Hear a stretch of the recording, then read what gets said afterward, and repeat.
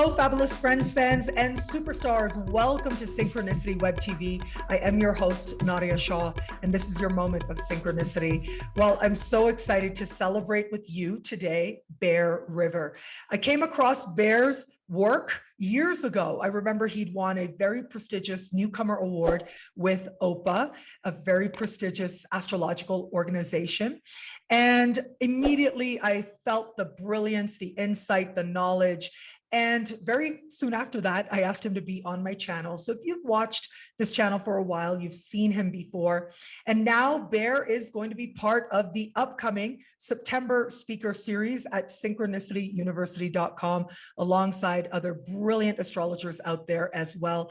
Now, if you sign up before the end of August 2021, you can actually choose your tuition rate as low as just $5 a class. And I'm really looking forward to celebrating Bear with you today, because I know you watch for 3 minutes, you are going to see why I just felt that brilliance radiate from him. Bear is a teacher for the Portland School of Astrology and a mentor for the Association of Astrological Networking. When he's not pulling charts and cards, he's a cool guy because he plays guitar. He's climbing rocks, he's hiking, all of these cool things that cool people do. Bear, welcome. Thank you for being here. Thanks so much for having me, Nana. It is such an honor and a privilege. Oh, thank you so much. And so that means so much to me. First of all, let me just say, because I know you and I have had discussions over these years, and for you to find value in my work and to just take off and be this brilliant astrologer in your own right with your own unique voice, I think that is just wonderful. Yeah, it's such a full circle kind of moment. I think a testament to what happens when a person really does tap into or tune into synchronicity. That's so much what my first exposure to your work was back in 2016, 2017, and was a huge part of me leaning into listening to and talking and translating the stars, starting my journey. I actually have this on my altar, this Oh my the universe is wise and loving. I don't know if I can actually get this in focus, but you were handing these out at NORWAC 2019. And so I've had this kind of just hanging out on my altar with the road openers for a couple of years now. So, and that video that you invited me to do really was the first invitation I received to do anything astrological that wasn't me like, hey, there's an open call for applications, sign me up. And led to getting like my first clients that I didn't know directly through my social networks. That really was a huge moment for me. And to just a few years later now be a full-time practicing professional astrologer is just so surreal and really does mean so much to me. I love how you express that, because I will tell you, I have so many moments of absolute gratitude for this work, that we get to do this. We get to align with something that feels like spiritual purpose, and have people resonate with that is a very powerful thing. So I completely understand. Yeah, it gets me all misty-eyed. I can only imagine how much and how often that must happen for you as well. It is a very powerful thing. I, have been sharing on my channel. This is a much more like personal conversation, so it works well. But I went through a breakup in the beginning of January of this year of 2021. And I will tell you how much my work became this soothing balm in my life. It gave me purpose, it gave me meaning, it gave me passion. The love I felt from other people for my work, it truly was such an important part of my healing, especially in those first weeks when my life changed so dramatically. And I think that's the thing, like so many people I know, for you, you have so many friends and fans and people who love your work. So many people benefit from that. That's the reason why they want to watch you. They want to get your astrological insights. But I think people sometimes, they don't always know that they are part of our journey as well. That as much as we may be bringing them wisdom or insights, actually their presence itself, them watching itself, it gives so much as well. It's this exchange of energy. Even if we never meet them in person or ever talk to them, the exchange of energy is so powerful. Absolutely. It's it's one of these kind of, I think anyone who's on Twitter or maybe a little more so Twitter, Instagram too, I'm sure this happens, and in Facebook groups, you start talking to enough folks who read charts, whether you're a student or a professional, and folks will start to say, oh yeah, I got a string of folks with insert this placement here this week, or, I had the experience this week where day after day I had clients who were talking about moving from various places in the States to the same part of the country that I've been thinking about moving to. I'm like, oh, there's that synchronicity again. Okay. It's just, so yeah, those moments where it's like, oh, thank you so much for trusting me and opening up your life to me and letting me do my spiritual work by being your astrologer. But also thank you so much for showing up in my consultation Zoom room and bringing your wisdom, because I find increasingly that it's in those consultation spaces, in the conversations that happen around astrology, that the universe is kind of speaking back to me. So yeah, it's a two-way magical street. Absolutely. Isn't it interesting how, yes, synchronicity really plays out when we're doing consults, for example, or looking at charts. I've experienced this as well so many times where someone will have a particular issue, something they're exploring, or maybe a particular transit going on. And the message that comes forward is not just for them. Yes, we are in service of them, but it's for us as well. Oh yeah. Oh yeah. There's every once in a while I'll have to actually like say it to my, like, I'm sorry, I giggled to myself because I realized this thing I'm about to tell you is like, this is me having to say my own advice to myself out loud. And now we've caught it on camera too. So now I really have to do the thing. Um, Yeah. yeah, I think it's great. The universe definitely has a sense of humor too. Oh, yes, that's so true. The universe likes to catch us and entertain us at times with how these Absolutely. synchronicities can come together, how they can make us shake our heads sometimes. But it's part of what makes it so rewarding and part of what reminds us that this really is about the spiritual journey first and foremost. All the other stuff, yes, it matters, of course, me showing up for my classes, making sure I post videos every week, all of that Saturnian stuff does matter. At the same time, though, what we do is, in a sense, very Jupiterian. It is about being conscious and needing to understand that the spiritual journey is at the forefront. And yet, I will say that's because of the type of astrologer you are and I am. Mhm. I think it really is about the approach of the different astrologer. I know you and I both see this as part of a spiritual journey, as part of living our purpose. Absolutely, absolutely. I mean, even within that kind of context, I came, like a lot of folks, I think, in the millennial generation, whatever part one may be from, and Gen Xers too, for sure. Starting with the internet, kind of a more general modern perspective with astrology, and now getting a lot deeper into Hellenistic astrology. I got my certification through Chris Brennan, through his astrology school, both in Hellenistic and electional, and the School of Traditional Astrology for horary. And even looking from that perspective, it's part of how I actually got into my daily planetary magic practice, which we'll talk about. Getting into the tradition and maybe away from the more spiritual stuff, I realized that even encoded in the very idea of astrology, that one has to at least ask some very spiritual and metaphysical questions about how is it that light coming down from the stars could influence us in this way. And I personally think it doesn't matter if we lean towards fate or free will, we still end up having this, like, there's something mysterious going on. There has to at Yeah. least be something more than we can see. Um, and I think there's so much room for each individual person to then develop their own relationship with the stars, with the planets, with the days of the week. Yeah. Yeah, and that's part of the magic. And speaking of magic and the days of the week, you are going to be teaching on practical magic using planetary days. So, can you talk Yes. about that as part of the September speaker series at Synchronicity University?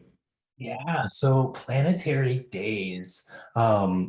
So each day of the weekend, a lot of folks, if you speak language that comes from any of the Romance languages or even the Germanic languages, then you might be able to hear it just in the name. So we've got Monday, the Moon's Day, or Lunes, right? Mm. Martes, Mars Day, Dog. So it gets a little bit different when we start to get really Germanic and Norse, but We do have a kind of a warrior god associated with Tuesday there. Wednesday, Miércoles, Mercury's day, or in the Germanic, Woden's day. So we have Mercury or Odin, who are both kind of psycho-pomp, magical, shamanistic type deities. Jueves, Thursday, Thor's day, we have our lightning god. Speaking of Jupiter and Jupiterian qualities there. Friday, today is Friday. So, Venus day, Viernes, or Freya's day. So we get our Venusian, feminine, beauty, pleasure, Saturday, Saturn. So that's where we get our discipline. A lot of the weekend warriors will resonate with, getting down to brass tacks and getting work done on Saturdays. Sunday, the day of the sun. And then we're right back to where we started. So each one of those days of the week, it's associated with one of the planets. And I've been, for the last 2 years, every single day at sunrise, which was its own practice, getting from being a night owl to someone who does daily sunrise practices. Every day at sunrise, I do at least one thing to kind of connect with the energy of that planet. And there's a really long, robust tradition over millennia, or one can get very ceremonial and fancy. There's incense, there's hymns and invocations. You can light candles and can orient the particular types of activities that you do. And then you could even go a layer deeper and start to merge that with your birth chart, which is what I'll be talking about for the lecture in September. Wow. So you actually can tap into the days themselves in terms of magical practice, but then you're also connecting it to the natal chart as well. Yeah, so for instance, today is Friday, day of Venus. One of the colors for Venus is green, so I'm wearing my green shirt. So that's a really simple, easy thing that a person can do. I've got my green candle I light in the morning. I do recite the Orphic hymns. So Orpheus is a Greek figure. There's a great mythology around Orpheus and Eurydice for folks who are interested, but to kind of keep it a little more focused and to save a little for the lecture. I'll just say that Orpheus was a figure in Greek mythology who was said to just have the most beautiful voice, poetry, just art incarnate. And he went to rescue his lover from the underworld, from Hades, and was able to convince all of the beasts and all of the dead spirits of the underworld to let him pass, convinced Hades to let him take his lover back. And it's a little tragedy. But these hymns have been recited by various folks over millennia, and there are 87 in total, I believe, to basically every figure in the Greek pantheon. And so today, I started the day by saying the Orphic hymn to Aphrodite, lighting my green candle, wearing my green shirt, doing some things for beautification. So, if you have a beard, it's a good day to trim the beard, oil the beard. It's a good day for your beauty and skincare rituals, although you could also choose Saturn because Saturn rules the skin. And then to get a little deeper with the birth chart, you can go from really simple, where is Venus in your birth chart? So I tweeted about this today. Venus is in my second house. And we can think of the second house as the inventory house or the storehouse. What are our resources? So on Venus Day, I like to do a gratitude inventory. So I'll sit down after I light my candle and light my little incense, and I'll just write down in green pen, in my little green book, everything that I can think to be grateful of until I can't think of anything else, or until it's been so long that it's time to drink my tea and go about the rest of my day. And so for other folks, if you have Venus in the 4th house, maybe you want to beautify your space a little bit, or maybe you have Venus in the 10th, and that's a really good day to do a little promotion at work, or make sure to be at the water cooler or whatever the Zoom equivalent is these days, that sort of a thing. Well, that's very powerful, because what you're saying is it's a relationship. It's kind of like a petition to the planets, but it's also like getting them on your side, or I would rather say working with the energy to your advantage, consciously co-creating with the planets rather than just letting the planets happen to you. You are actually tapping into their energies very consciously so that you align with the best that energy can bring. Exactly. Just like during a Mercury retrograde, we can be really upset. I tend to find if I blame Mercury that things get worse. And so one Yeah, year I yeah, was like, okay, Mercury, I'm going to write you poetry every day during the retrograde. Austin Coppock calls it kind of a like, don't hurt me, bro strategy. So, you can do the like, please don't hurt me. I'm building relationship with you, like the Mhm. help, and a little propitiation. But yeah, that relational quality is so important. And for me, my own spiritual practice does lean kind of more towards animism. And so for me, it makes sense that if I build relationship with a tree in my backyard, and I build relationship with the planets in the sky and the stars in the sky, well, then of course I would build a relationship with the entities, the deities, however one understands it. I think it's possible, even if it is just, oh, I'm building a relationship with the moon as a rock that reflects light in phases. Um, I think we're able to better ride the wave. We're able to catch the waves a little bit easier, especially when the surf is rough. And we're able to like really enjoy the moment when the surfing is good. We can, I think, feel it and notice it a little bit better. Like, oh, I'm having one of those days where Venus is on my side. Good hair day, good beard day, or Spotify shuffle is just absolutely on point. That's Venus coming through. Wow, that's very powerful to consider how Venus could come through. Let me ask you, just because Saturn is about to conjunct my sun and Mhm. station mighty close to my sun, can you give me a little bit of advice, a little bit of a preview? Because of course I'm going to be at your class and I'm so excited about that. But what would you say to somebody like me? Saturn, I'm learning to just say, it's okay. It's okay. It's good. Because actually, ever since Saturn entered my sign, it hasn't been bad. It's actually been good because it's helped me to get more honest. It's helped me to realize that life is finite, that I want to honor the day that much more, that I want to be honest with myself. I want to be practical. And it's encouraged me to work hard, to really think about the legacy that I'm building in a bigger sense. And so I really started pushing forward with a lot of things that up until then, up until Saturn entered Aquarius, was just kind of a dream or an idea or something cool to do. Saturn entering my sign really made it tangible, made it real. The expansion of my school, Synchronicity University, the expansion of my book company, Synchronicity Publications, all of that possible because of Saturn. And so what could I do to cultivate and to really tap into the best that this Saturn transit can be for me? Because Saturn conjunct your sun, it can be tough. I'm going to say that too, right? Can be tough too. Yes, yes. Saturn has been coming from my moon, different luminary, but I can relate. Nadia, you said the word cultivate, and I feel like that's such a good word. And some listeners might be, or viewers might be like, you said expand a lot. I thought Saturn constricts, but there's something about the process of cultivation. And here's one where I think, getting really practical with the things in our immediate environment. So house plants, I think, are a really good way to tap into Saturn. Skincare rituals, anything that requires that we be attentive and incremental on a regular basis. And regular basis doesn't have to mean every day at sunrise. I think that's a little unrealistic for most people to try to like do exactly what I'm doing.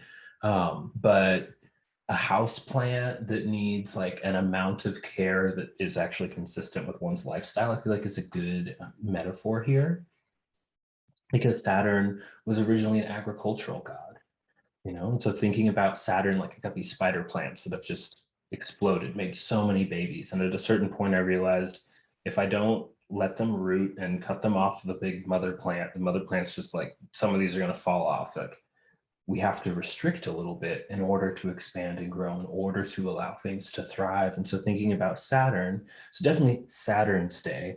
A few things that I've done. Saturn he's kind of austere, right? Saturn doesn't necessarily want to sweeten things up, right? Saturn's like, just give me the truth straight up, no chaser. Black coffee, kind of a elder figure. So one thing I've done is on Saturdays, I'll drink my tea or my coffee with no cream or sugar. So just a little something to like make it a little more plain, a little more simple. Wearing black or brown colors is an easy way to attune with our clothing. Saturn music can be kind of interesting. On the one hand, Saturn would be silence. So if you listen to music all the time, taking a day of silence could be, or the first 15, 20 minutes, hour of the morning in silence can be one. Kelly Surtees has shared a really great Saturn mantra, which of course my brain went completely blank and said, it's not Saturday. You're not, you can't have access to the mantra from your memory. But saying Saturn mantra can be a really good practice. Skincare is a really good one. One that I've really enjoyed is puttering about in my garden. Just like literally getting my hands in the dirt, trying to get some dirt under my fingernails or in between my toes. And I feel like there's another one I'm forgetting. Oh, right. Saturn is cold. So like a cold shower or cold water on the face first thing in the morning. Those are all things that can kind of align and connect. And then one that I've really enjoyed, kind of started my experimental playlist fun time. If you're not going to do silence, you can still play around with Saturn for music, is finding songs or art that have Saturnian types of themes. So like rocks, bones. My partner just mentioned the band The Shins. Saturn rules the shins and ankles. So you could listen to The Shins if you happen to like that band. That would be one thing. So just like finding silly correlations. Bone Thugs and Harmony. Yes. There you go. Yes. Bring out the playlist from the 90s. Let's do it. Yeah. Yes.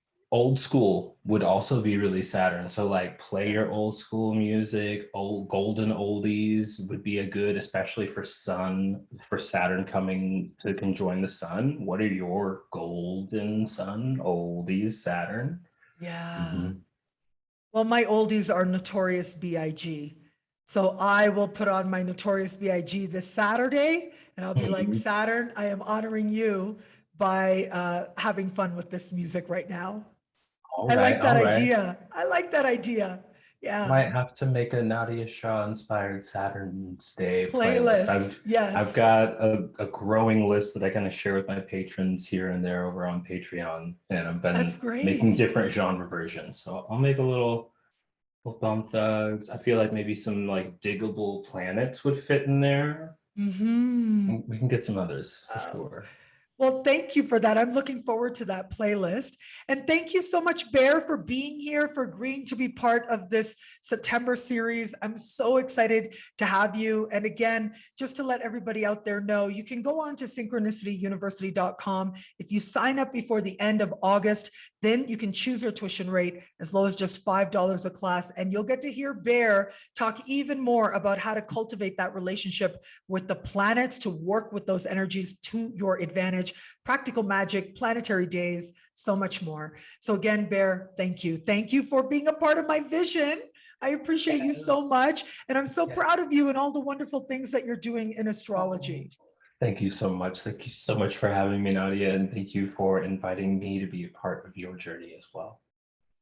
And thank you everybody out there for watching. And until we connect again, take care. Bye.